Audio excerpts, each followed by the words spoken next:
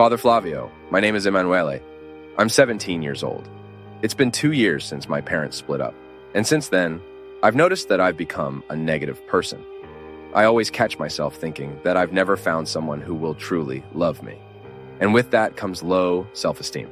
I think people will never find me attractive, and I suffer from it, Father. What can I do?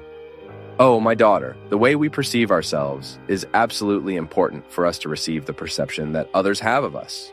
It would be very cruel of me to expect that others offer me what is my duty to offer. So, sometimes, Emanuele, we have difficulty moving forward in life because we are waiting for others to bring us, to prepare us, what we should be preparing ourselves.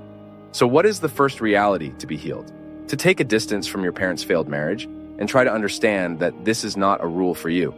Because sometimes, when I see the failure of my parents' marriage, I tend to think that mine will also be a failed experience. Because it's the closest example we have of ourselves. So we need to air out this dirty laundry. We need to reorient this view. Yes. Okay. I will always have an easier time interpreting the world based on what is being offered to me. So I interpret marriage based on the closest marriage I have. If my parents' marriage didn't work out, I tend to think that all marriages will be like theirs. And no, allow that impression to go away. Look at other models that have worked out. Without the romantic view, please. Marriage can only work out to the extent that we fight for it daily. And they lived happily ever after. That doesn't exist, no. And after you manage to have a vision that corresponds to reality, you work with the possibility that you can also experience that in your life. Loving is possible. Being loved is also possible. But this love only becomes a reality in our lives to the extent that we open ourselves to it. That you offer yourself daily an opportunity to love and be loved. What is self-esteem? It's the first love we experience, isn't it? The first love I experience is not for others, it's for myself. This also belongs to maturity. When you are able to let go of that excess love for yourself, which is typical of a child, because a child cannot share, they don't have emotional, affective, cognitive maturity to give themselves to someone. So they are immature, and it's their right to be immature because they are in that phase. But as they grow, they realize that they can offer themselves to others, that they don't just need to receive.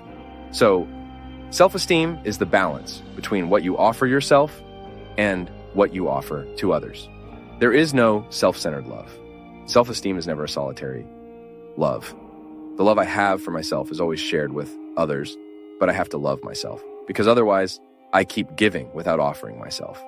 And then naturally, I create a downfall for myself.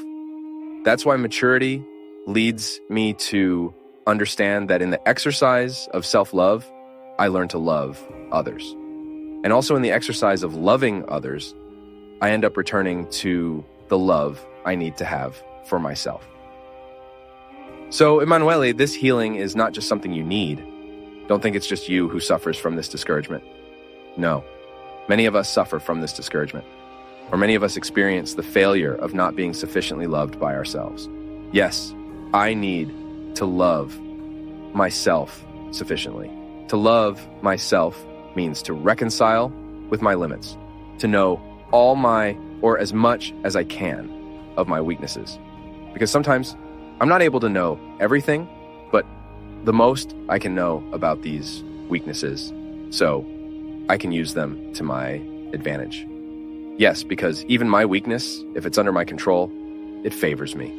There are restrictions that make things possible. I am made possible when I live restrictions sincerely, honestly, justly. The experience of loving yourself is your first homework assignment. And then, naturally, you start getting rid of this pessimism, which can indeed be a consequence of your parents' unhappiness. We absorb so much from others, right?